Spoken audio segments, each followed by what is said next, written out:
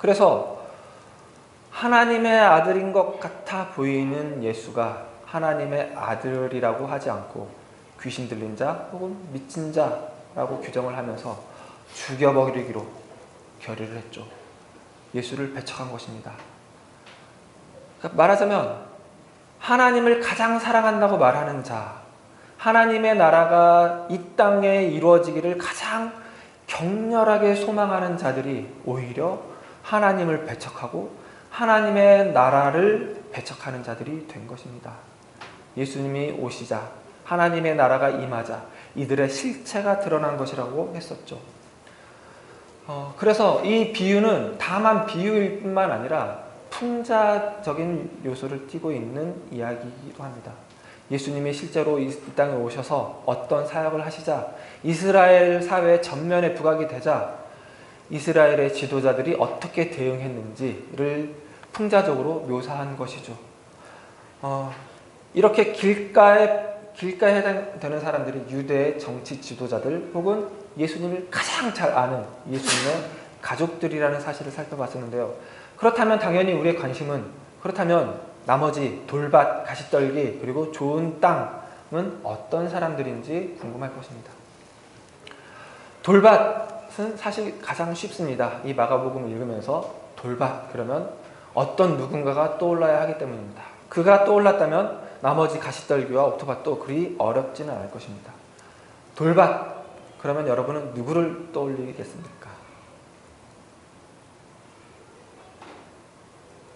제가 돌 그러면서 이렇게 말했던 사람이 있었죠. 누구였죠? 아쉽네요. 베드로입니다. 떠올랐어요? 베드로의 뜻이 뭐라고 그랬죠? 네, 반석. 좋게 말했을 때 좋게 포장해준 표현이에요. 그러니까 반석은 이렇게 평평한 돌이죠. 그래서 뭔가를 세울 수 있는. 그러나 베드로는 그냥 돌입니다. 그런데 이 돌밭도 돌이죠. 우리 베드로는 원래 헬라어예요. 헬라어를 우리말처럼 이렇게 읽은 거죠. 베드로 그렇게 그죠? 이 헬라어를 헬라어처럼 말하면 페트로스입니다. 페트로스. 그런데 이 돌밭에 해당되는 이 헬라어가 뭐냐면 페트로데스예요. 완전 똑같죠. 그 마지막 조금만 다르고 페트로스, 페트로데스. 그러니까 이런 장면을 상상해도 좋을 것입니다. 예수님이 이 비유의 말씀을 하실 때 돌밭에 뿌려진 씨에 대해서 이야기를 하고 혹은 나중에 제자들이 이 비유가 무슨 뜻입니까? 물어봤을 때 이 돌밭에 뿌려진 씨는 이런 자와 같으니 이렇게 말했을 때 당연히 페트로데스 그랬겠죠. 적어도 제자들끼리 있을 때 제자들이 이 말을 들으면 어떻겠어요? 킥킥거렸겠죠. 야, 네 이야기야, 네 이야기. 그랬겠죠. 진짜 베드로의 이야기가 맞습니다. 왜요? 이 돌밭을 해설하는 그 말씀이 16절, 17절에 있는데 17절에 보면은 그 속에 뿌리가 없어 잠깐 견디다가 말씀으로 인하여 환난이나 박해가 일어나는 때에는 곧 넘어지는 자요 라고 되어 있는데 실제로 베드로가 그렇게 넘어지고 말았죠. 예수님이 잡혀가시자 그도 죽을 것만 같았죠. 예수만 잡아가겠어요? 반역자로 잡아가는데 당연히 그와 함께 했던 도당들을 다 잡아갈 거라고 생각을 했겠죠. 그래서 도망갔다가 그래도 그동안 그간 쌓인 정이 있어서 예수님이 어떻게 될지 궁금해서 따라갔다가 그 대제사장 집에 일하는 여자 종이 너 혹시 예수와 함께한 자가 아니냐? 저 사람과 함께한 자가 아니냐? 3번 물어보자 3번 다 부인하고 3번째는 저주하면서 부인할 정도로 그렇게 완전히 넘어지고 말았습니다. 베드로죠. 돌이고 돌밭입니다. 이 돌밭은 베드로 같은 자를 말하는 것입니다. 그렇다면 가시떨기는 누구일까요? 가시떨기는 19절에 이제 그 힌트를 얻을 수 있는데요. 세상의 염려와 재물의 유혹과 기타 욕심이 들어와 말씀을 막아 결실하지 못하게 되는 자요. 세상의 염려 그리고 재물의 유혹, 이게 같은 병행하는 문구입니다. 세상에 염려가 있으면 당연히 재물로 그걸 막으려고 하기 때문이죠. 그러니까 재물을 사랑하는 자입니다. 기타 욕심이 있는 자입니다. 돈과 관련된 자겠죠. 이 자는 다른 복음서에서는 돈계를 맡은 자로 소개됩니다. 그리고 아마도 재물의 욕심과 재물의 유혹과 기타 욕심 때문에 예수를 팔았을 것입니다. 가룟 유다입니다. 이렇게 돌밭 베드로, 가시떨기 가룟 유다가 확인이 되자 다시 우리는 3장에 있는 제자들 목록으로 갈 수 있겠죠. 제자들 목록 맨 위에 누가 있었죠? 베드로. 맨 아래는 가룟 유다. 그렇죠? 맨 앞과 맨 아래가 이렇게 연결이 돼서 이들이 예수를 부인한 자, 예수를 배반한 자가 손잡고 그 안에 있는 제자들의 모든 망가짐, 모든 일탈, 모든 나빠짐을 다 이들이 끌어안는다고 했었죠. 이 끌어안은 이들이 다 예수의 제자라고 했었습니다. 다시 돌밭 베드로, 가시떨기 가룟 유다가 큰 울타리를 이루어서 그 안에 제자들이 자유롭게 돌밭도 됐다가 가시떨기도 됐다가 하는 것이죠. 그러니까 이 돌밭과 가시떨기는 다른 어느 누구 아닌 예수를 따르는 자, 제자들입니다. 그런데 따르지만 완전히 전심을 다해서 목숨을 완전히 내맡기고 따르는 것이 아니라 자기 나름의 어떤 계산하에서 자기 나름의 알을 가지고 예수를 따르는 것이죠. 그래서 완전히 뿌리 내리지 못하고 결실하지 못하고 넘어지고 타들어가고 마는 것이죠. 그렇다면 좋은 땅은 어떤 자들일까요? 그러니까 쉽게 생각하면 이 길가 같지 않은 자, 돌밭 같지 않은 자, 가시떨기 같지 않은 자라고 생각할 수 있을 것입니다. 당연히 물론 그렇죠. 하지만 그걸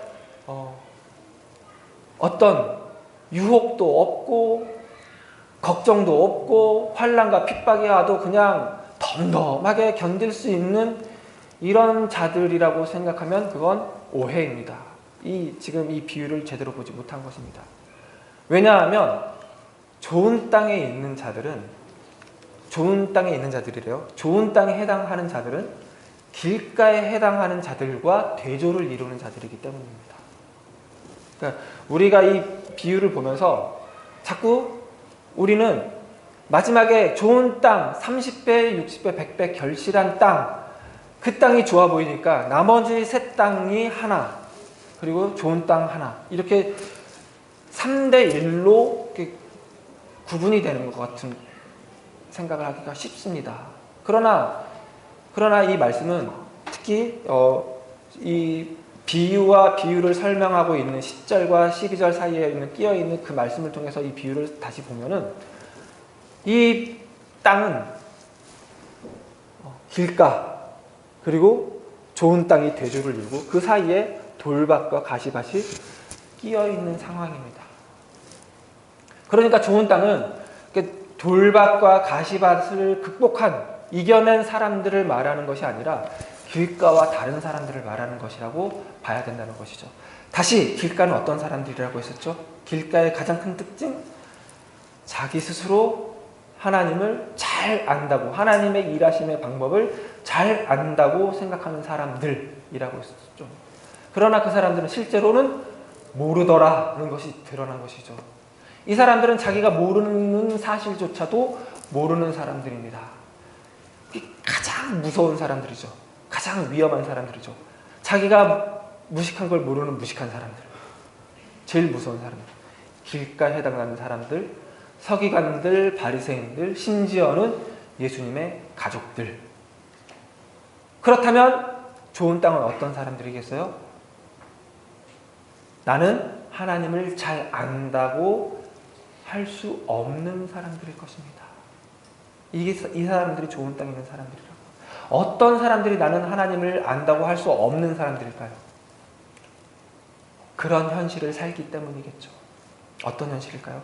비참하고 가난하고 아프고 저주받은 인생 같고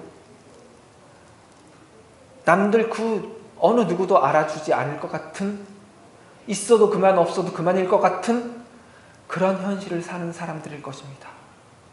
그런 현실을 사는 사람들이 나는 하나님을 잘 알아 이렇게 대놓고 말하겠어요? 못하죠. 우리 문화에서도 못한다면 이 예수님 시대의 이 문화에서는 더더욱 그런 말을 못할 것입니다. 네가 하나님을 잘 아는데 너 이렇게 살아? 말이 돼? 이런 소리를 들을 것이기 때문입니다. 그래서 하나님을 안다고, 감히 하나님을 안다고 말할 수 없기 때문에, 그래서 역으로, 그래서 오히려, 그래서 역설적으로 이들은 더욱더 하나님이 필요한 자들입니다. 이 현실을 자기 힘으로는 극복할 수 없기 때문이죠. 그래서 하나님의 나라가 필요한 사람들입니다. 지금 이 나라에서는 그들이 살 희망도 소망도 없기 때문이죠. 그래서 하나님의 일하심이 자기들이 아는 것보다 더 뛰어나기를, 자기들이 아는 것을 더 넘어서기를 기대하는 자들일 수밖에 없을 것입니다. 이런 자들이 좋은 땅이라고요. 그렇다면 예수님의 제자들은 왜 돌밭과 가시덤불 사이를 헤맬까요? 이들은 감히 그들이 하나님을 잘난다고 말을 하지는 못하지만, 그러나 하나님을 모르는 것도 아니기 때문에 나름의 하나님에 대한 어떤 기대가 있고, 나름의 하나님의 일하심에 대한 어떤 틀이 있을 것입니다. 그러나 이들은 예수님과 함께 다니다가 도대체 이 사람은 어떤 자이기에 이런 일을 행하는가 하고 놀라기를 수없이 반복합니다. 그리고 하나님이 정말 이렇게도 일하시는가, 하나님이 이런 모습으로도 올 수 있는가, 수없이 당황하고 당혹스러워하고 아주 그냥 끝까지 그렇게 갑니다. 그런데 여기에 이 씨 뿌리는 비유에, 그리고 이 마가복음이 우리에게 주는 진짜 은혜가 있습니다. 어떤 면에서 그러냐면, 우리는 예수님의 제자들의 결말을 알죠. 사도행전과 다른 서신들을 통해서 이 예수님의 제자들이 결국 얼마나 예수님의 제자다워졌는지, 예수님의 보내심을 받은 사도다워졌는지 우리는 알고 있습니다. 돌밭과 가시덤불을 헤매던 자들이 결국은 좋은 땅이 된 것이죠. 실제로 이 씨 뿌리는 비유는 그걸 목적하고 그걸 지향하고 있다는 것을 보여주는 것입니다. 그건 어떻게 알 수 있냐면은 이 12절 말씀에서 인용한 이사야 6장을 예수님께서 다 그대로 들여오셨기 때문입니다. 예수님이 실제로 직접 인용한 것은 이사야 6장 9절 10절 말씀이 전부이지만, 하지만 이 씨 뿌리는 비유는 이 이사야 6장에 있는 모든 정황을 그대로 다 들여온 것입니다. 이사야의 환상의 예수님 버전인 셈입니다. 이사야 환상의 핵심은 뭐냐면, 이사야가 성전에서 하나님의 높이 들린 보좌와 그리고 성전을 가득 메운 하나님의 옷자락, 하나님의 영광을 봅니다. 이사야가 환상을 본 것이죠. 그런데 동시간에 성전에 있던 다른 제사장 혹은 다른 사람은 그 성전에서 뭘 봤을까요? 그냥 텅 빈 성전을 봤을 것입니다. 이사야만 그 환상을 본 것이죠.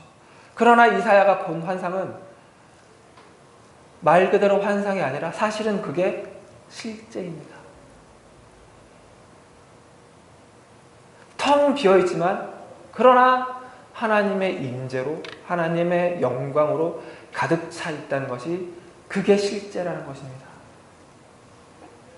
하나님의 임재와 하나님의 영광으로 가득 찬 텅 빈 성전, 말이 안 되는 모순이고 역설이죠. 그러나 이게 사실이라고요. 그리고 이사야는 이걸 증거하라고 보냄을 받습니다. 하나님이 없어 보이는 곳에도 하나님이 계신다. 하나님이 있을 수 없어 보이는 그곳에 하나님이 임재하시고 하나님의 영광이 가득하다라는 것을 증언하고 하라고 보냄을 받습니다. 그러니 이 이사야의 증언은, 이사야의 설교는 어느 누구에게도 환영을 받지 못하죠. 이해가 되지 않기 때문이죠. 텅 빈 것은 텅 빈 것이기 때문입니다. 그래서 이스라엘 백성들은, 이사야의 말을 들은 이스라엘 백성들은 들어도 보아도 보지 못한 것과 같고 들어도 듣지 못한 것과 같고, 그래서 깨닫지 못하고 돌이켜 죄사함을 받을 기회를 얻지 못한 것이 됩니다. 그래서 이사야가 묻죠. 어느 때까지 내가 이런 말도 안 되는 설교를 하러 가야 됩니까?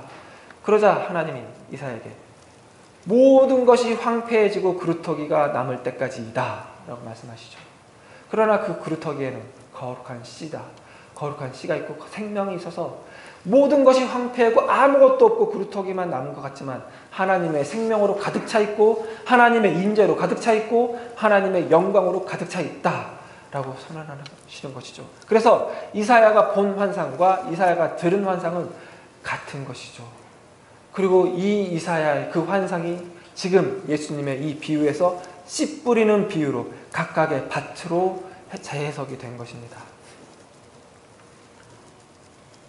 자, 이건 이제 다시 씨 뿌리는 비유에서 어떤 것이냐면요, 여러분, 씨를 뿌립니다. 어떻게 되죠? 무슨 일이 일어나죠? 네? 싹이 트나요? 씨 뿌리자마자 싹이 확 올라오나요? 아니죠. 시간이 필요하죠. 그죠? 다시. 그러면 씨를 뿌렸어요. 무슨 일이 일어나죠? 어떻게 되죠? 아무 일도 일어나지 않아요. 이거라고요. 이 씨 뿌리는 비유의 핵심은. 아무 일도 일어나지 않는다고요. 30배, 60배, 100배 결실을 맺는 거는 시간이 지나고 나서. 우리는 이걸 우리 성경에서는 종말론적이라고 합니다. 종말론적이라는 말은 하나님의 나라가 완전히 임할 때 그건 완전히 드러날 것이라고요. 그러나 지금 우리는, 이 시대를 살고 있는 우리는 그때 일어날, 완전 가득 일어날 일들을 조금 맛보는 정도로 우리에게 이렇게 그런 일들이 일어난다. 이게 종말론적이고 우리는 그런 종말론적인 삶을 사는 성도들입니다. 30배, 60배, 100배 결실은 나중에 하나님의 나라가 완전히 임하면 일어날 것입니다. 그러나 우리에게는 그게 조금씩 맛보기로 주어진다고요.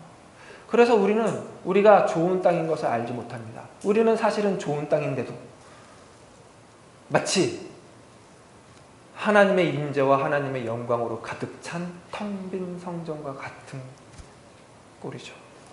그래서 우리는 우리 스스로 우리가 길가인지 우리가 돌밭인지 우리가 가시덤불밭인지 헷갈립니다. 그리고 실제로는 돌밭 같고 가시덤불 같은 인생을, 현실을 살기 마련이죠. 그러나 그럼에도 불구하고 우리는 우리 스스로 우리는 좋은 땅이라는, 좋은 땅에 뿌려진 씨를 우리가 품고 있다는 정체성을 가지고 살아야 합니다. 왜냐하면 우리는 하나님의 임재와 하나님의 영광으로 가득 찬 텅 빈 성전과 우리는 같기 때문이죠. 다시 한번 씨를 뿌렸죠. 아무 일도 일어나지 않습니다. 그러나 씨는 그 땅에 심겼습니다. 그리고 하나님이 일하실 것입니다. 우리는 밭을 갈고 돌을 다 치우고 가시덤불을 제거하고 씨를 뿌리나요? 아니죠. 씨를 뿌리고서도 김을 매기도 하죠. 잡초도 제거하기도 하고. 팔레스타인에서는 그렇게 한답니다. 씨를 뿌리고 밭을 갈고 또 김도 매고. 우리에게 씨는 뿌려졌습니다. 그리고 하나님이 일하신답니다. 돌도 다 빼내고 가시덤불도 다 제거하고 좋은 땅으로 만들어 간답니다. 그래서 우리는 마침내 30배, 60배, 100배 결실을 맺을 것이랍니다. 그러나 우리 눈에 보이기로는 그 결실한 것이 안 보이니까 자꾸 나는 돌밭인가 봐, 나는 가시떨기인가 봐, 좋은 땅이 돼야 되는데, 그렇게 반복이 된다는 것이죠. 하지만 이제부터 절대 기억하시기 바랍니다. 우리는 어떤 땅이라고요? 좋은 땅이라고요. 자신 있게 말하십시오. 30배, 60배, 100배 결실은 나중에 하나님이 맺게 하실 것입니다. 하나님을 의지하신다면, 하나님을 믿는다면 나는 좋은 땅이라고 주저하지 말고 말하십시오. 지금 내가 돌밭 같아 보이고 가시떨기 같아 보일지라도, 하지만 우리는 좋은 땅인 것은 틀림없는 사실입니다. 그러니 다시 한번 이 좋은 땅의 특징을 가진 사람들이 어떤 이들이었는지 기억하시기 바랍니다. 하나님을 제한하지 않는 자, 나는 하나님을 다 안다고 말하지 않는 자. 우리도 그래야죠. 우리가 하나님을 다 알지 못한다고 인정하면 어떤 게 열리냐면 하나님의 신비, 하나님의 기적, 하나님의 일하심, 하나님의 크심, 하나님의 놀라우심, 경이로우심이 우리에게 열리는 것입니다. 그래서 지금 아무것도 일어나지 않는 것 같은 그 밭에 하나님이 일하신다고 말할 수가 있게 되는 것이죠. 하나님이 일하지 않는 것 같아 보이는 우리의 현실조차도 하나님이 일하시는 현실이라고 기대할 수가 있게 되는 것입니다. 이 하나님이 우리 하나님입니다. 예수님이 이 비유를 통해서, 씨 뿌리는 비유를 통해서 우리에게 우리의 기대보다 크신 하나님, 우리가 아는 것보다 더 크신 하나님, 그거보다 더 좋은 나라, 더 큰 나라가 우리에게 들어왔다고 말씀하시는 것이죠. 그리고 너희는 그래서 하나님의 아들인 것 같아 보이는 예수가 하나님의 아들이라고 하지 않고 귀신 들린 자,